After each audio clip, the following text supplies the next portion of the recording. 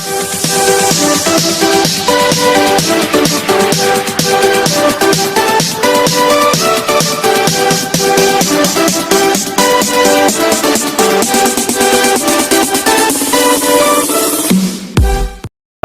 Ashok Kumar Maninder science school की online class में फिर से आपका एक बार स्वागत है। आज का हमारा टॉपिक है मानव अधिवासों के प्रकारों के बारे में। जो हम लोग पढ़ रहे थे कल के वीडियो में हमने पढ़ा था विश्व के प्रमुख मानव अधिवासों के बारे में पढ़ा था, जिसमें हमने मानव अधिवास क्या होते हैं, मानव अधिवासों के प्रकार, मानव अधिवासों की जो बस्तियाँ हैं बस्तियों के स्थायित्व के कारण, ठीक है, इनके बारे में पढ़ा था। अब हम पढ़ रहे हैं मानव अधिवासों के प्रकारों के बारे में पढ़ रहे थे कि मानव अधिवासों के कितने प्रकार हैं। उन प्रकारों के बारे में मैंने पढ़ा, जिसमें दो प्रकार हैं, ग्रामीण अधिवास और दूसरा है नगरीय अधिवास। तो इसमें पहला है ग्रामीण अधिवास के बारे में हमने पढ़ा कि ग्रामीण अधिवास वे होते हैं जो मुख्य रूप से जिनकी जनसंख्या है वो प्राथमिक कार्यों में संलग्न होती है या प्राथमिक कार्यों से जुड़ी होती हैं, वे अधिवास क्या कहलाते हैं, ग्रामीण अधिवास कहलाते हैं। इसके बाद हम पढ़ेंगे ग्रामीण अधिवासों के प्रकार के बारे में कि ग्रामीण अधिवास कितने प्रकार के होते हैं। तो देखो इसको कितने भागों में विभाजित किया जाता है, 4 भागों में, जिसमें पहला है सघन या गुच्छित अधिवास। सघन या गुच्छित अधिवास को किन नामों से जाना जाता है, तो इसको संहत, संकुलित या सकेंद्रित या पुंजित अधिवास के नाम से भी इसे जाना जाता है। इसमें है सघन अधिवास जिनमें मुख्य रूप से जनसंख्या है, घर पास पास होते हैं, सघन जनसंख्या घनत्व अधिक पाया जाता है, ये इसके बारे में है। इसके बाद में आते हैं इसकी विशेषताओं के बारे में। और ये अधिवास देखो कहाँ पाए जाते हैं, जो मुख्य रूप से मैदानी जो प्रदेश होते हैं, नदियों की जो उपजाऊ मैदानी प्रदेश हैं, उन मैदानी प्रदेशों में ये अधिवास अधिक पाए जाते हैं। जिसमें मुख्य रूप से ये इनकी विशेषताएं कौन कौन सी हैं, तो सघन या गुच्छित अधिवास की विशेषताओं में कि इनके घर क्या होते हैं, पास पास होते हैं, एक दूसरे में क्या होती है, सहयोग की भावना होती है, एक दूसरे में जो बाह्य आक्रमण का एक मिलकर क्या करते हैं, मुकाबला करते हैं, ठीक है, एक दूसरे में सहयोग की भावना होती है और बाह्य आक्रमण का ये क्या करते हैं, मिलजुल कर मुकाबला करते हैं। घर इसमें पास पास होते हैं, जनसंख्या घनत्व भी इसमें क्या पाया जाता है, अधिक पाया जाता है। और इसमें आवासों की संख्या 50 से लेकर या 40-50 से लेकर सैकड़ों तक यानी 100 तक या इससे अधिक हो सकती है, यानी 40-50 घरों से लेकर यानी 100 घरों तक हो सकती है इसमें। और इसमें जनसंख्या उपलब्ध संसाधनों के आधार पे, उपलब्ध संसाधनों के आधार पर इसमें जनसंख्या 500 से लेकर 1000 तक हो सकती है। उपलब्ध संसाधनों के आधार पर सघन या गुच्छित अधिवास में जनसंख्या 500 से लेकर 1000 या इससे अधिक हो सकती है, कि जहाँ पे जिस प्रकार के संसाधन हैं उन संसाधनों के आधार पे यहाँ पे जनसंख्या है 500 से 1000 तक या उससे अधिक जनसंख्या हो सकती है। तो ये इसके है सघन या गुच्छित अधिवास। इनको और किन नामों से जाना जाता है, इसके बाद में कहाँ कहाँ पाए जाते हैं, उसके बाद में कौन क्षेत्र में अधिवास पाए जाते हैं और इसकी विशेषताएं क्या है। इसकी विशेषता कि इसमें घर एक दूसरे से सटे होते हैं, पास पास होते हैं, जनसंख्या घनत्व तो इसमें अधिक होता है, एक दूसरे में क्या है, सामाजिक प्रगाढ़ता पाई जाती है, तथा इसके साथ साथ इसमें जो आवासों की संख्या है 40-50 से सैकड़ों तक हो सकती है। इसके बाद में इसमें जनसंख्या है तो उपलब्ध संसाधनों के आधार पर 500 से 1000 तक हो सकती है। तो ये इसके क्या है, विशेषताएं हैं। इसके बाद में है ये वितरण है कि सघन या गुच्छित अधिवास है या पुंजित अधिवास है या सकेंद्रित अधिवास है या संहत अधिवास है, कहाँ पाए जाते हैं, इसका वितरण कहाँ कहाँ पे है, कौन क्षेत्र में पाए जाते हैं। तो जो सघन अधिवास या गुच्छित अधिवास है मुख्य रूप से कहाँ पाए जाते हैं, नदियों के जो उपजाऊ मैदानी प्रदेश हैं उन नदियों के उपजाऊ मैदानी प्रदेशों में सघन या गुच्छित अधिवास पाए जाते हैं। जिससे मुख्य रूप से गंगा यमुना के जो मैदानी प्रदेश हैं उन प्रदेशों में, मालवा के पठार में, तथा अन्य जो ब्रह्मपुत्र नदी प्रदेश है या अन्य जो नदियों के उपजाऊ जो मैदान है उन मैदानों में सघन या गुच्छित अधिवास पाए जाते हैं। तो ये इसके क्या है, वितरण के क्षेत्र हैं कि जिन क्षेत्रों में सघन या गुच्छित अधिवास पाए जाते हैं तो ये इसके मुख्य क्षेत्र हैं। मालवा का पठार है, विंध्यन पर्वत है, नर्मदा नदी घाटी क्षेत्र है, गंगा यमुना जो मैदानी प्रदेश है, इन प्रदेशों में क्या है, सघन या गुच्छित अधिवास पाए जाते हैं। तो यह है पहला हमारा ग्रामीण अधिवास के प्रकार में सघन या गुच्छित अधिवास। दूसरा हमने पढ़ा इसकी विशेषता। तीसरा हमने पढ़ा सघन या गुच्छित अधिवास का वितरण। दूसरा ग्रामीण अधिवासों के प्रकार में दूसरा आता है प्रकीर्ण या एकाकी अधिवास। देखो नाम से ये प्रकीर्ण या एकाकी अधिवास, नाम से पता चल रहा है कि अधिवास कैसे होते हैं, जो मुख्य रूप से एक दूसरे से अलग अलग होते हैं, दूर दूर होते हैं, अपने अपनी कृषि भूमि को छोड़कर या अपनी अपनी भूमि में होते हैं। जो ग्रामीण क्षेत्रों में ग्रामीण आदिवासियों के प्रकार पढ़ रहे हैं तो ग्रामीण आदिवासियों में है कि ग्रामीण क्षेत्रों में जो अपनी कृषि भूमि को छोड़कर एक दूसरे की भूमि को छोड़कर अपनी भूमि में जो आदिवास बनाए जाते हैं जो एक दूसरे से क्या होते हैं, दूर दूर होते हैं, एक दूसरे से दूर दूर होते हैं और इनमें सामाजिक प्रगाढ़ता का अभाव पाया जाता है। एक दूसरे में सामाजिक जो संबंध है, सामाजिक प्रगाढ़ता का अभाव पाया जाता है तथा इसके साथ साथ जो एक दूसरे से व्यक्ति एकाकी रूप में रहना क्या है, पसंद करता है, एकाकी रूप में रहता है, एकाकी रूप में निवास करता है। तो ये इसके परकीण या एकाकी आदिवास जो अलग अलग होते हैं, एक दूसरी कृषि भूमि को छोड़ के बनाए जाते हैं। व्यक्ति एकाकी रूप में रहना पसंद करता है, एकाकी रूप में रहता है। उसके बाद में आता है परकीण या एकाकी आदिवास की विशेषताओं के बारे में कि परकीण या एकाकी आदिवास की क्या विशेषताएं होती हैं।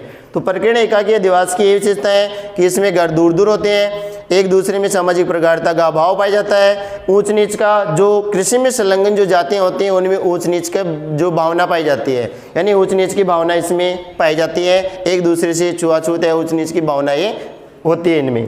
तो ये इसके क्या है, परकीण आदिवास की विशेषता है। तीसरा इसमें आता है वितरण की प्रकीर्ण या एकाकी आदिवास कौन से क्षेत्र में पाया जाता है। तो मुख्य रूप से विश्व की जो भी घास के मैदान है उन घास के मैदानों में परकीर्ण या एकाकी आदिवास पाए जाते हैं। मरुस्थलीय प्रदेश है, घास के जो मैदान है उन मैदानों में परकीर्ण या एकाकी आदिवास विश्व में पाए जाते हैं। जैसे उदाहरण के लिए जो यहाँ पे है प्रेरी प्रदेश है या जो उत्तरी अमेरिका का संयुक्त राज्य है, यानी संयुक्त राज्य अमेरिका है उत्तरी अमेरिका में। इसके अलावा जो प्रेरी प्रदेश है, कनाडा का प्रेरी प्रदेश है, स्टेपिज घास के मैदान है जो मध्य एशिया में एशिया के स्टेपिज घास के मैदान है, उन क्षेत्रों में क्या पाए जाते हैं, परकीर्ण या एकाकी आदिवास पाए जाते हैं। इसके बाद में अर्जेंटीना, जो अर्जेंटीना के पंपास जो घास के मैदान है या पंपास क्षेत्र है उसमें पाए जाते हैं। इसके अलावा डाउन्स जो ऑस्ट्रेलिया में है उसमें है। इसके अलावा वेल्डस जो दक्षिणी अफ्रीका में है उसमें, तथा इसके अलावा दक्षिणी राजस्थान के जो ज़िले हैं बांसवाड़ा है, उदयपुर है, इन क्षेत्रों में तथा मरुस्थलीय प्रदेश में पाए जाने वाले आदिवास कौन से आदिवास होते हैं, जो परकीर्ण या एकाकी आदिवास कहलाते हैं, परकीर्ण या एकाकी आदिवास होते हैं। तो ये इनका क्या है, वितरण के विषय में या जो भी घास के मैदान है, जो भी मैदानी प्रदेश हैं या घास के मैदान जो पाए जाते हैं या मरुस्थलीय प्रदेश हैं उन प्रदेशों में कौन से आदिवास पाए जाते हैं, परकीर्ण या एकाकी आदिवासी पाए जाते हैं। तो ये दो प्रकार है। इसके अलावा परकीर्ण आदिवास एकाकी आदिवास। तीसरा इसमें आता है मिश्रित आदिवास के बारे में।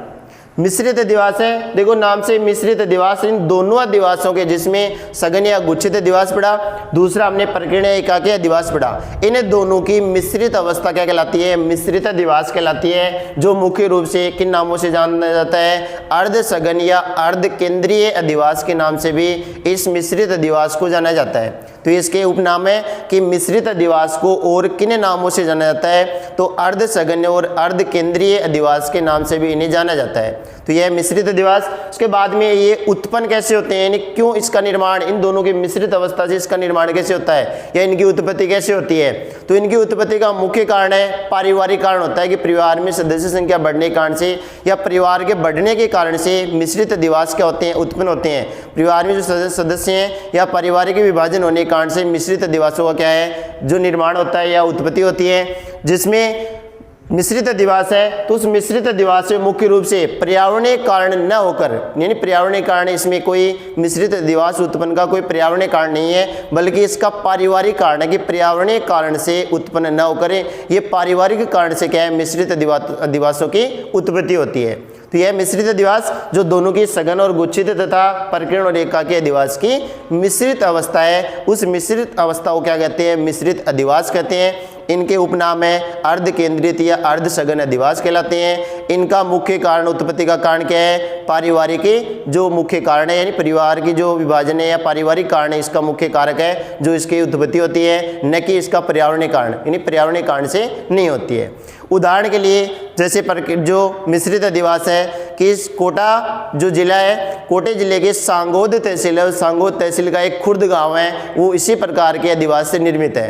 यानी कोटा जिले का सांगोद तहसील के खुर्द गांव में इस प्रकार के आदिवास देखने को मिलते हैं या इस प्रकार के आदिवासी पाए जाते हैं। यह है इसके मिश्रित आदिवास के बारे में।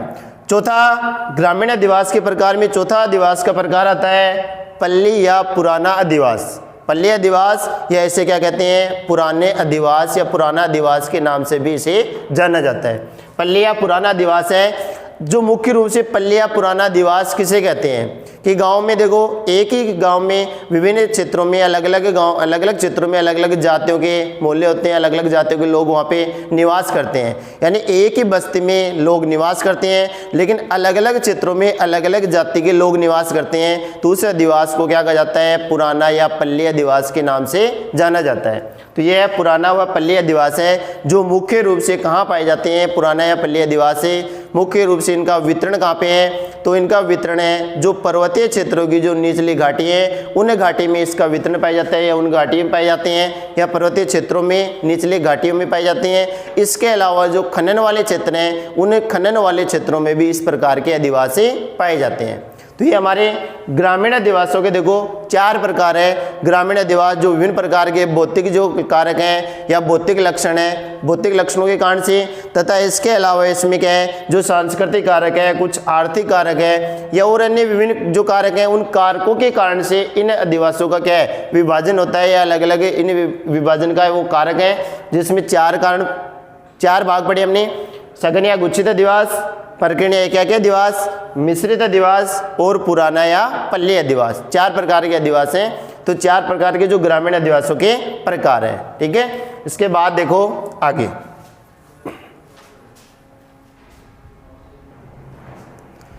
अब देखो आगे हम पढ़ेंगे ग्रामीण अधिवासों के प्रतिरूप के बारे में पढ़ेंगे कि ग्रामीण अधिवासों को प्रतिरूप है कि उनको मुख्य रूप से उनके बसावट के आधार पे या बसावट की आकृति के आधार पे, कि देखो हम मकान बनाते हैं, कोई भी गांव में गांव है तो उस गांव में जो भी गलियां होती हैं, सड़कें होती हैं, मकान होते हैं, देखो अलग अलग आकृति के अलग अलग दिशाओं में उनका जो प्रवेश द्वार होता है किस प्रकार से बने होते हैं, तो उसकी बसावट के आधार पे, यानी ग्रामीण जो अधिवास है उन ग्रामीण अधिवासों को उनकी बसावट के आधार पे कितने भागों में विभाजित किया जाता है। यहाँ पे 12-13 प्रतिरूपों के बारे में पढ़ेंगे हम। मुख्य रूप से उनके प्रतिरूप कौन कौन से हैं उनके बारे में पढ़ेंगे। तो यहाँ पे ग्रामीण अधिवासों को उनकी बसावट के आधार पे या उनकी बसावट की आकृति के आधार पे उनको मुख्य रूप से 13 भागों में यहाँ पे विभाजित किया गया है, या और भी भाग है, लेकिन यहाँ पे हम कितने भागों में पढ़ेंगे, 13 भागों के बारे में पढ़ेंगे। ठीक है, जिसमें उसको निर्धारित करने वाले जो कारक होते हैं वो कौन कौन से होते हैं कि ग्रामीण अधिवासों के जो प्रतिरूप हैं उन प्रतिरूपों को निर्धारित करने वाले कारक कौन कौन से हैं, कि जिन कारकों के आधार पे ग्रामीण अधिवासों को जो प्रतिरूप है वो प्रतिरूप बनता है या प्रतिरूप होते हैं। तो उसके निर्धारित करने वाले कारक कौन कौन से हैं, तो उसमें मुख्य रूप से प्राकृतिक कारक है कि वहाँ की भूमि कैसी है, समतल है, उपजाऊ कैसी भूमि है, तो उसके आधार पर ग्रामीण अधिवासों के प्रतिरूप क्या होते हैं, विकसित होते हैं। एक है इसमें ऐतिहासिक कारक है, तीसरा इसमें सामाजिक कारक है, धार्मिक कारक है, एक है परिवहन मार्ग कैसे है, कोई भी परिवहन मार्ग है कि परिवहन मार्ग के अनुसार किस प्रकार के परिवहन मार्ग है, तो इसी प्रकार के वहाँ पे क्या है, आवासों का निर्माण होता है। अगर परिवहन मार्ग इस प्रकार से उसमें लंबवत गलियां सीधी गलियां, तो यहाँ पे एक आयताकार प्रतिरूप का निर्माण होता है। या परिवहन मार्ग सीधा है एकदम से, तो उस प्रकार उसके दोनों तरफ है, रेल मार्ग के दोनों तरफ विकसित होता है, तो रेखीय प्रतिरूप कहलाता है। इस प्रकार से विभिन्न प्रकार के प्रतिरूप यहाँ पे क्या होते हैं, विकसित होते हैं। तो उन्हें प्रतिरूपों के बारे में पढ़ेंगे जो ग्रामीण अधिवासों में विकसित होते हैं। तो ग्रामीण अधिवासों के प्रतिरूप में पहला प्रतिरूप हम पढ़ेंगे यहाँ पे रेखीय प्रतिरूप के बारे में पढ़ेंगे कि ग्रामीण अधिवास का पहला प्रतिरूप है रेखीय प्रतिरूप है, जो मुख्य रूप से कोई भी नहर है, कोई नदी है, कोई सड़क है, उस सड़क के कोई रेल मार्ग है, उसके दोनों किनारों पर विकसित होने वाले जो अधिवास होते हैं वो अधिवास क्या कहलाते हैं, रेखीय प्रतिरूप के अधिवास कहलाते हैं। या उन प्रतिरूपों को क्या कहते हैं, या उन अधिवासों के प्रतिरूप को क्या कहा जाता है, रेखीय प्रतिरूप कहा जाता है, जो मुख्य रूप से इनको और अन्य नामों से भी जाना जाता है। पंक्तिनुमा अधिवास जो प्रतिरूप भी कहते हैं, मार्गोन्मुख प्रतिरूप भी कहते हैं, इसके अलावा ऐसे अर्धचंद्राकार प्रतिरूप भी कहते हैं। तो यानी रेखीय प्रतिरूप के और अन्य उपनाम कौन कौन से हैं, तो मार्गोन्मुख प्रतिरूप, अर्धचंद्राकार प्रतिरूप, एक इसमें है पंक्तिनुमा प्रतिरूप है, जिसका उदाहरण है कि जिसमें जो रेखीय प्रतिरूप हमारे यहाँ पे कहाँ पाया जाता है, तो यहाँ पे जयपुर जिले का एक बरवाड़ा गांव है, जयपुर जिले का बरवाड़ा गांव, उस बरवाड़ा गांव में इस प्रकार के प्रतिरूप देखने को मिलते हैं जो रेखीय प्रतिरूप के नाम से जाने जाते हैं, जो किसी रेल मार्ग, किसी सड़क मार्ग या किसी नहर या नदी के दोनों किनारों के ऊपर या दोनों तरफ विकसित होने वाले आवास हैं या अधिवास हैं। तो यह रेखीय प्रतिरूप।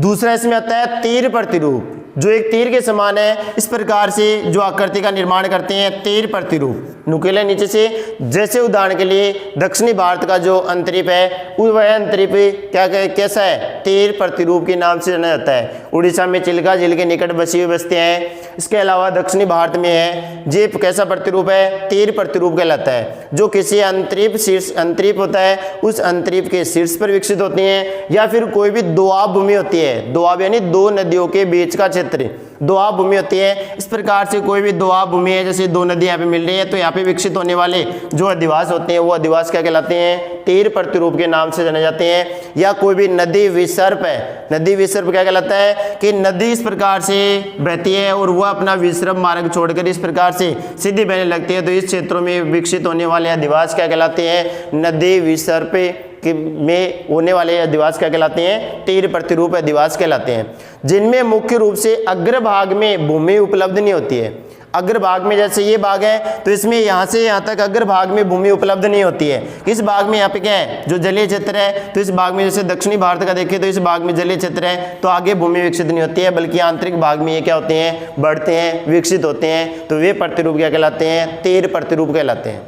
ठीक है। तीसरा यहाँ पे आता है त्रिभुजाकार प्रतिरूप, जो त्रिभुज के समान आकृति बनाते हैं, जो जिनकी बसावट कैसे दिखाई देती है, त्रिभुज के समान दिखाई देती है, तो वे प्रतिरूप क्या कहलाते हैं, त्रिभुजाकार प्रतिरूप कहलाते हैं। जो कोई भी नदियाँ हैं, कोई नहरें हैं, कोई सड़कें हैं, आपस में मिलती हैं, यानी मुख्य रूप से नदी, नहर, सड़कें आपस में जब मिलती हैं, इस प्रकार से मिलती हैं, तो इन क्षेत्रों में विकसित, संपूर्ण क्षेत्र में विकसित होने वाले जो अधिवास होते हैं, जो एक दूसरे को काटते नहीं है, नदियाँ, नहरें, सड़कें एक दूसरे से काटती नहीं है, लेकिन आपस में मिलती हैं, उनके मध्य में विकसित होने वाले अधिवास क्या कहलाते हैं, त्रिभुजाकार प्रतिरूप कहलाते हैं। जैसे उदाहरण के लिए हरियाणा है, पंजाब है, इनके अधिवास, अधिकांश अधिवास कैसे हैं, त्रिभुजाकार प्रतिरूप वाले अधिवास कहलाते हैं।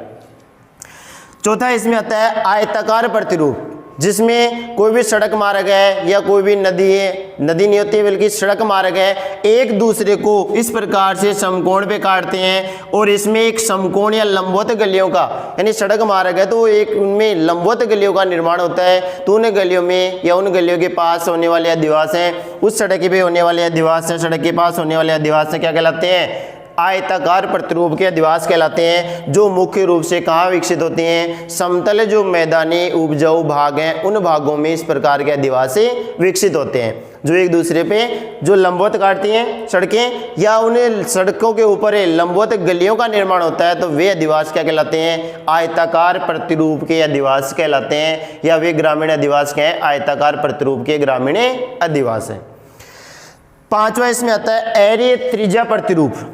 एरीय त्रिज्या प्रतिरूप है, जो कोई भी क्षेत्र है, वो गांव में चौपाल होती है या कोई भी गांव में जगह होती है, उस जगह पे यानी चारों ओर से सड़कें आपस में आके मिलती हैं, तो उसे सड़कों के सारे या जो अनेक दिशाओं में आकर मिलने वाली सड़क हैं, तो उन सड़कों के सारे विकसित होने वाले अधिवास हैं, इस प्रकार से हैं, तो इनके सारे जैसे ये सड़कें हैं, तो इनके सारे इस प्रकार से अधिवास विकसित हो जाते हैं, तो वे अधिवास यहाँ पे इन क्षेत्रों में, तो वे अधिवास क्या कहलाते हैं, एरीय त्रिज्या प्रतिरूप वाले अधिवास कहलाते हैं। जो इन सड़कों के सारे विकसित होते हैं, तो वे अधिवास क्या कहलाते हैं, एरीय त्रिज्या प्रतिरूप वाले अधिवास कहलाते हैं।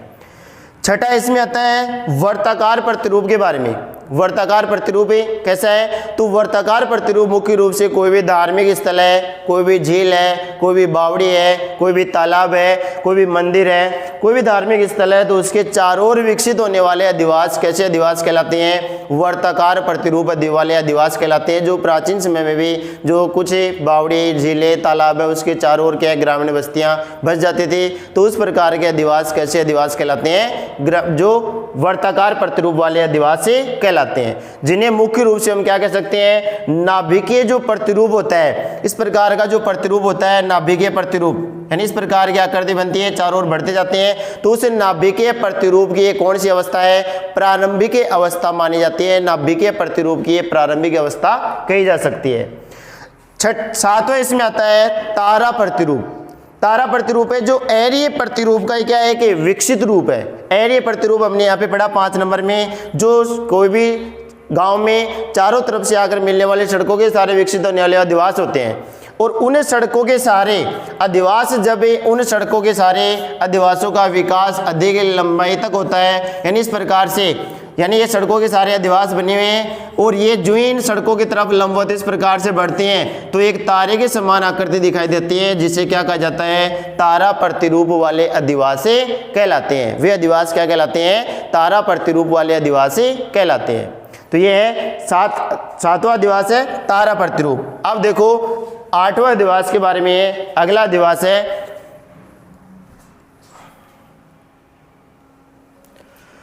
अब देखो 8वां पंखा प्रतिरूप।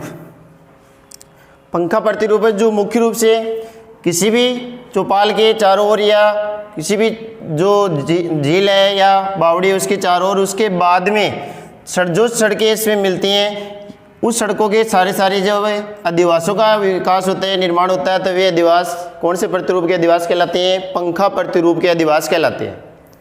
उसके बाद में 9 आता है अनियमित प्रतिरूप। अनियमित या अनाकार प्रतिरूप है जिसमें किसी प्रकार का कोई भी गलियां टेढ़ी मेढ़ी होती हैं, सकड़ी होती हैं, घुमावदार होती हैं, बिना किसी योजना के बनाए जाने वाले जो अधिवास होते हैं वे अधिवास क्या कहलाते हैं, अनियमित प्रतिरूप के अधिवास कहलाते हैं। जैसे उदाहरण के लिए राजस्थान में 12 जिले हैं, 12 जिले का लिसाड़ी गांव है, वो इस प्रकार के अधिवास वहाँ पे पाए जाते हैं। इसके बाद में 10वां आता है इसमें सीढ़ी नुमा प्रतिरूप है जो मुख्य रूप से कहाँ पाई जाती है, पर्वतीय क्षेत्रों में पाई जाती हैं। पर्वतीय क्षेत्रों में पर्वतीय जो ढाल हैं उन ढालों में बनाए जाने वाले अधिवास कैसे अधिवास कहलाते हैं, सीढ़ी नुमा प्रतिरूप के अधिवास कहलाते हैं, जो मुख्य रूप से पास भी होते हैं, दूर भी होते हैं, जो एक पंक्ति के समान दूर से देखने पर एक पंक्ति के समान दिखाई देते हैं और यानी पंक्ति के समान बनाए जाते हैं और दूर से देखने पर उसमें जो सीढ़ी के समान हमें दिखाई देते हैं, जो पर्वतीय ढालों पे बनाए जाने वाले सीढ़ी नुमा प्रतिरूप कहलाते हैं। एक है मधुछत्ता प्रतिरूप है जो भारत में विभिन्न प्रकार की जो जनजातियाँ हैं उन जनजातियों के द्वारा बनाए जाने वाले, जो अन्य जनजातियों के द्वारा बनाए जाने वाले जो प्रतिरूप है या अधिवास है वो किस प्रकार के अधिवास हैं, मधुछत्ता प्रतिरूप के अधिवास हैं। भारत में अधिकांश जनजातियाँ इसी प्रकार के अधिवासों का निर्माण करती है। जो आदिवासी जनजातियाँ हैं उस आदिवासी जातियों के द्वारा इस प्रकार की जो गुम्बदकार नुमा या गुम्बदा नुमा झोपड़ियाँ बनाई जाती है वो किस प्रकार की कहलाती हैं, मधुछत्ता प्रतिरूप कहलाते हैं। जैसे उदाहरण के लिए टोडा जनजाति है, आंध्र प्रदेश के तटीय क्षेत्रों में मछुआरों के जो गांव हैं वो इस प्रकार के प्रतिरूप हैं। इसके अलावा दक्षिणी अफ्रीका में जूलू जनजाति है, इस प्रकार के अधिवासों का निर्माण करती है जो कैसा प्रतिरूप है, मधुछत्ता प्रतिरूप है। दूर से देखने पर वो कैसे दिखाई देते हैं, मधुमक्खी के छत्ते के समान दिखाई देते हैं, जिसके कारण से इसे क्या कहा जाता है, उन गुम्बदानुमा झोपड़ियों को क्या कहा जाता है, मधुछत्ता प्रतिरूप कहा जाता है। उसके बाद में 12 का है मकड़ी प्रतिरूप, जो मकड़ी के जाले के समान इस प्रकार से दिखाई देते हैं। मकड़ी के जाले के समान जो प्रतिरूप इस प्रकार के बनाए जाते हैं, यानी मकान या अधिवास बनाए जाते हैं मकड़ी के जाले के समान दिखाई देते हैं, तो वे प्रतिरूप क्या कहलाते हैं, मकड़ी प्रतिरूप कहलाते हैं। इसके बाद में 13 का आता है नाभिक प्रतिरूप के बारे में। नाभिक प्रतिरूप है जो मुख्य रूप से वर्ताकार जो प्रतिरूप है उस वर्ताकार प्रतिरूप का ही से बनने वाला प्रतिरूप है, यानी वर्ताकार प्रतिरूप इसकी क्या है, प्रारंभिक अवस्था है। इस प्रारंभिक अवस्था के बाद में धीरे धीरे विकसित होकर कौन सी प्रतिरूप का निर्माण होता है, नाभिक प्रतिरूप का निर्माण होता है। यानी धीरे धीरे वर्ताकार प्रतिरूप है, जो ये वर्ताकार प्रतिरूप विकसित होता है, विकसित होने से नाभिक प्रतिरूप का निर्माण होता है। तो ये हमारे कितने प्रकार हैं, 13 प्रकारों के बारे में पढ़ा। किसके हैं, ग्रामीण अधिवासों के प्रतिरूपों के बारे में, जो 13 प्रतिरूप के बारे में हमने यहाँ पे पढ़ा। तो ये 13 प्रतिरूप है ग्रामीण अधिवासों के प्रकार जो प्रतिरूप है। ठीक है, इसके आगे का अगले वीडियो में देखेंगे। तब तक के लिए धन्यवाद।